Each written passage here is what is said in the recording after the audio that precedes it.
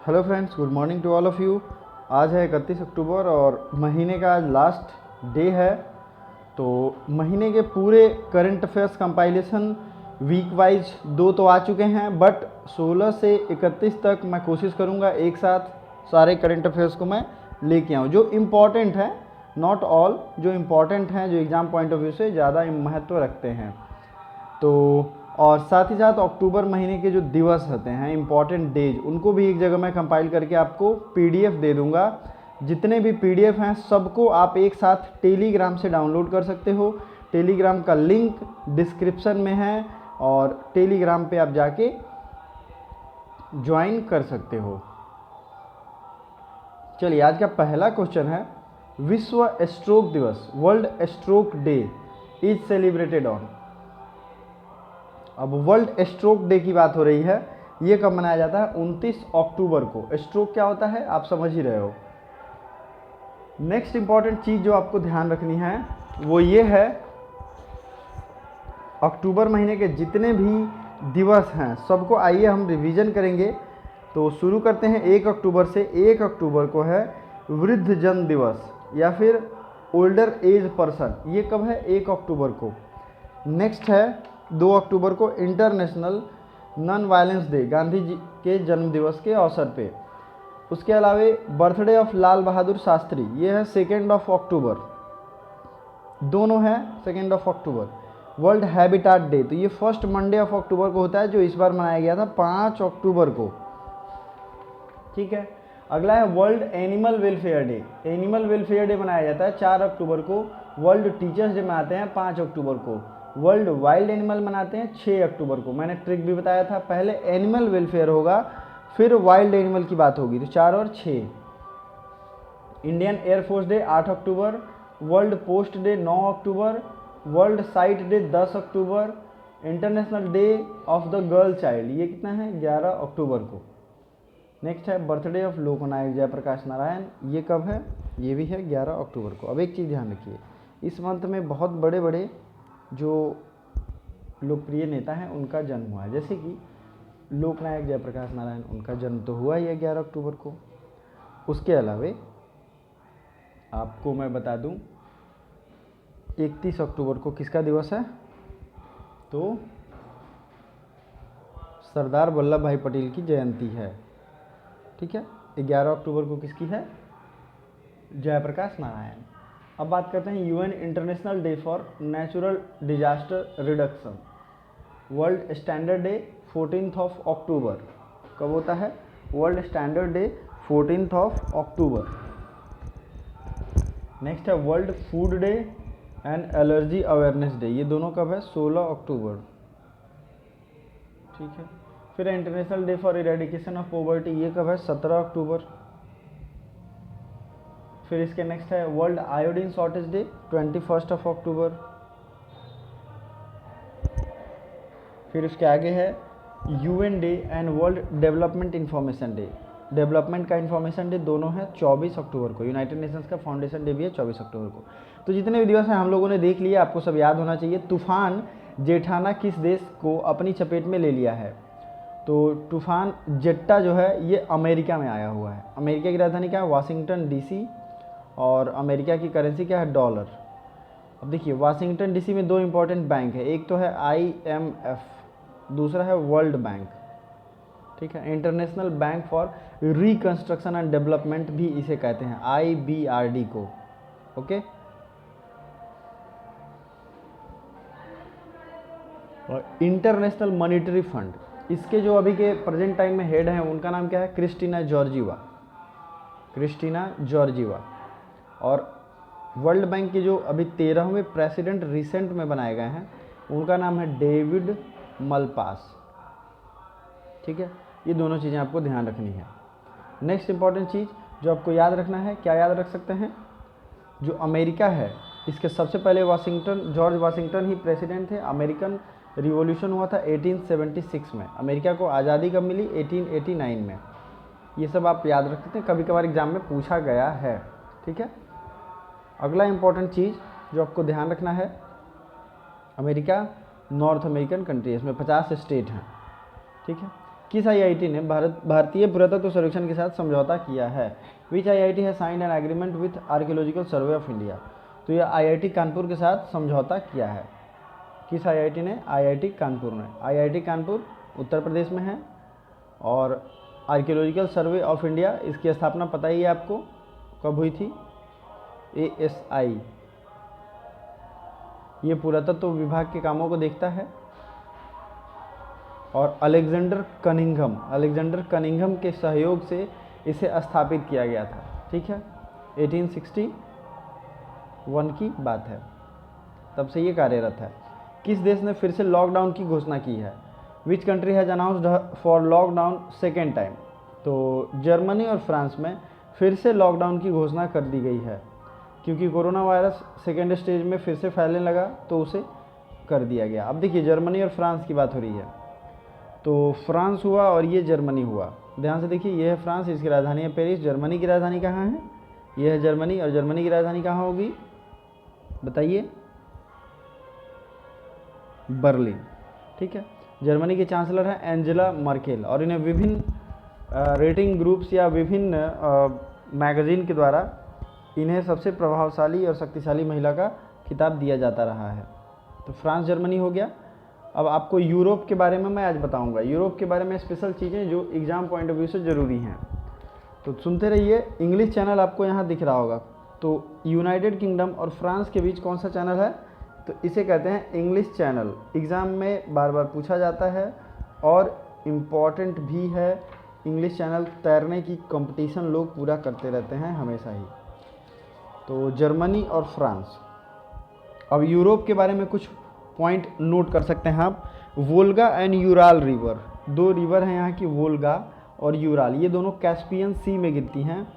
ठीक है, longest river कौन है? यूरोप का लॉन्गेस्ट रिवर ये है वोल्गा। ओके, और दूसरे नंबर पे है डेन्यूब रिवर। जितनी भी नदियों का नाम डी से है, डेन्यूब, डेनिस्टर, नाइपर, इस सब का नाम डी से है, DNIEPER। ठीक है, डॉन, डेन्यूब, ये सब नदियों की खासियत क्या है? ये ट्रिक मैंने अपने लिए बनाया था। ये सब की सब नदियाँ ब्लैक सी में गिरती हैं। फिर से सुनिए, जो भी नदियाँ डी से हैं जिनका नाम, वो सब की सब फॉल इनटू ब्लैक सी, ये आपको ध्यान रखना है। और ये है ब्लैक सी, आप देख सकते हैं। तो जितने भी डेन्यूब, डेनिस्टर, नाइपर, ये सब यहाँ गिरते हैं। यूरोप का सबसे बिजीएस्ट वाटरवे कौन है? तो ये है राइन, राइन नदी। ठीक है, फ्रांस किस नदी के किनारे बसा है? तो फ्रांस है सीन नदी के किनारे। ठीक है, फॉल्स इनटू इंग्लिश चैनल। पो river is called Ganga of Italy. पो रिवर को इटली की गंगा कहते हैं। इटली की गंगा किसे कहते हैं? पो को। ठीक है, रोम इटली की जो राजधानी है, ये किस नदी के किनारे है? तो ये है टाइबर नदी के किनारे। रोम, टाइबर पूछा गया है, इसलिए मैं बता रहा हूँ। अब आपको याद रखना है माउंट ब्लैंक। माउंट ब्लैंक ये जो है सबसे हाईएस्ट पीक ऑफ आल्प्स है, और ये सबसे हाईएस्ट पीक ऑफ यूरोप भी है। ठीक है, चलिए और कुछ फैक्ट्स आप देख सकते हैं। आपने शैंपेन का नाम सुना होगा, जो कि एक तरीके की शराब होती है। इसका प्रोडक्शन कहाँ होता है? तो ये जगह भी है एक शैंपेन, वहीं पे इसकी प्रोडक्शन होती है। एक बैंक है डॉगर बैंक, जो कि एग्जाम में कई बार पूछा गया। डॉगर बैंक मेजर फिशिंग पोर्ट है। मेजर फिशिंग एक तरीके से वो ग्राउंड है, वहाँ सबसे ज़्यादा मछलियों का संख्या और मछली फिशिंग की जाती है। मछली उद्योग के लिए वो फेमस है। ठीक है, अब आपको मैं दिखा दूँ नॉर्थ सी और बाल्टिक सी। आपको यहाँ दिख भी रहा होगा, ये है नॉर्थ सी और ये है बाल्टिक सी। इन दिनों को कौन सा कनाल जोड़ता है? तो वो है कील कनाल। कील कनाल जोड़ता है नॉर्थ सी और बाल्टिक सी को। मोस्ट ऑफ द इम्पॉर्टेंट है, कई एग्जाम में पूछा गया है। ठीक है, चलिए आगे बढ़ते हैं अगले क्वेश्चन की तरफ। जर्मनी और फ्रांस ने फिर से लॉकडाउन की घोषणा कर दी है।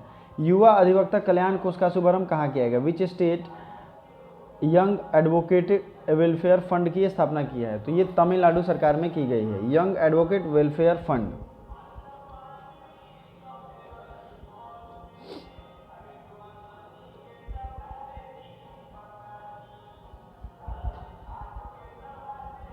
ठीक है, ये हो गया तमिलनाडु। तमिलनाडु की राजधानी कहाँ है? चेन्नई। और तमिलनाडु में पुडुचेरी का भी एक प्लेस है, आंध्र प्रदेश में भी पुडुचेरी का प्लेस है और केरल में भी प्लेस है। तो 2 जगह जो हैं वो कहाँ हैं, 2 पुडुचेरी का प्लेस वो है तमिलनाडु में। आज हम लोग साउथ इंडिया के मैक्सिमम चीज़ों को देखेंगे एक एक करके। तो कल हमने केरला के मैप के बारे में बताया था और केरल के नेशनल पार्क को भी आपको रिवीजन करवाया था। आज तमिलनाडु की बारी है, तो तमिलनाडु का याद रखेंगे आप।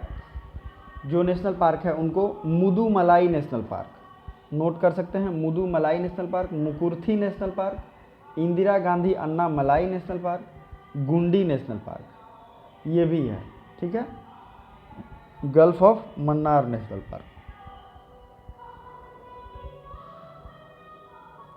और ये जो है पाक स्टेट आपको दिख रहा होगा, मन्नार की खाड़ी और पाक स्टेट, ये तमिलनाडु श्रीलंका के बीच में ही है, ठीक है। फिर बात करते हैं केरला, तमिलनाडु, बेंगलुरु, कर्नाटका, आंध्र प्रदेश, ये सब एक दूसरे से बाउंड्री इनकी लगी हुई है।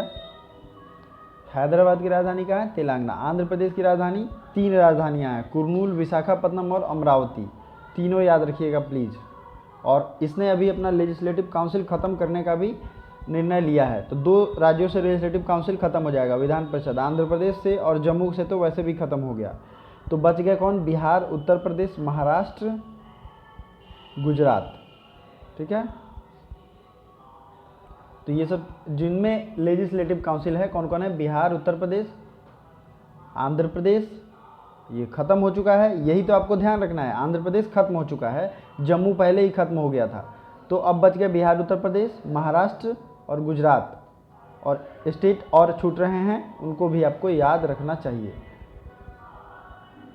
चलिए अब देखते हैं कर्नाटका को। तो कर्नाटक के नेशनल पार्क बहुत बार एग्जाम में पूछे गए हैं, और जो मैन वर्सेज वाइल्ड का 2nd सीरीज आया था जिसमें अक्षय कुमार ने पार्टिसिपेट किया था, इसकी भी शूटिंग कर्नाटका में ही हुई थी।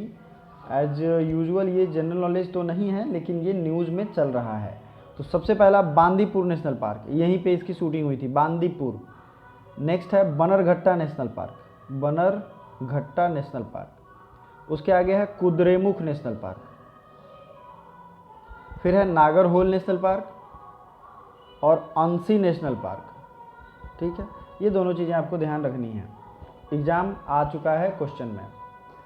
अंसी नेशनल पार्क सबसे ज़्यादा बार पूछा गया है, अंसी नेशनल पार्क कहाँ है, तो ये कहाँ है, बेंगलुरु, कर्नाटका रीजन में। अब देखते हैं SCO मंत्रियों की 19वीं बैठक की मेजबानी कौन सा देश करेगा। SCO है क्या, संघाई कोऑपरेशन ऑर्गेनाइजेशन, इसकी 19वीं बैठक ऑर्गेनाइज की जाएगी भारत के द्वारा।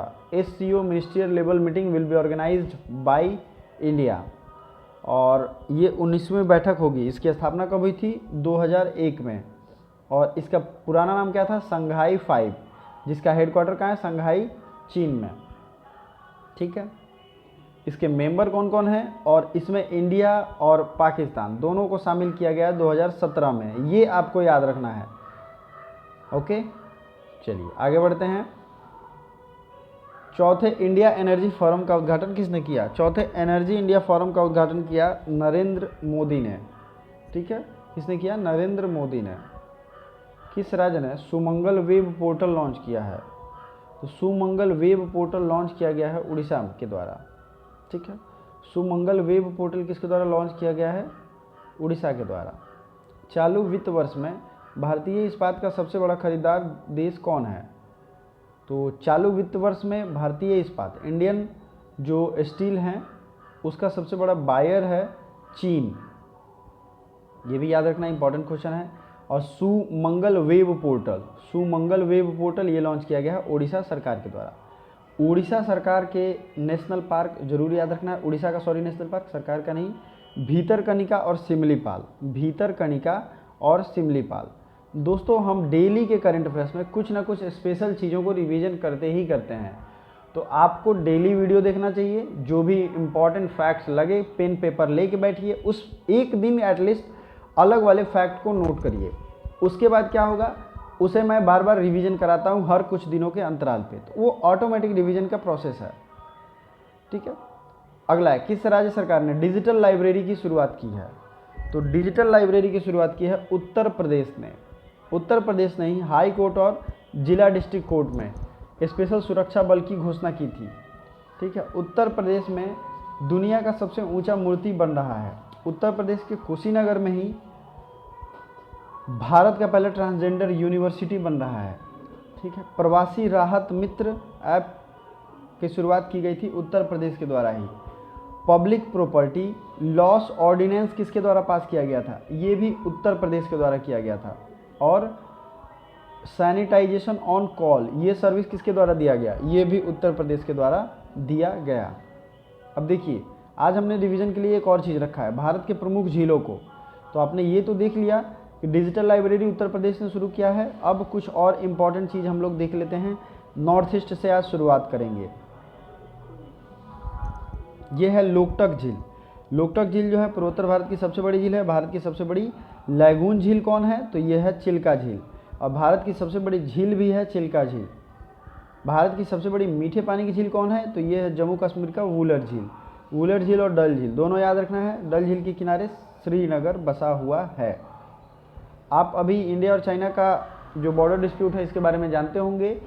उसमें पागोंग लेक के पास दोनों सेनाओं में झड़प हुई थी। पागोंग लेक कहाँ है? तो यह है लद्दाख में।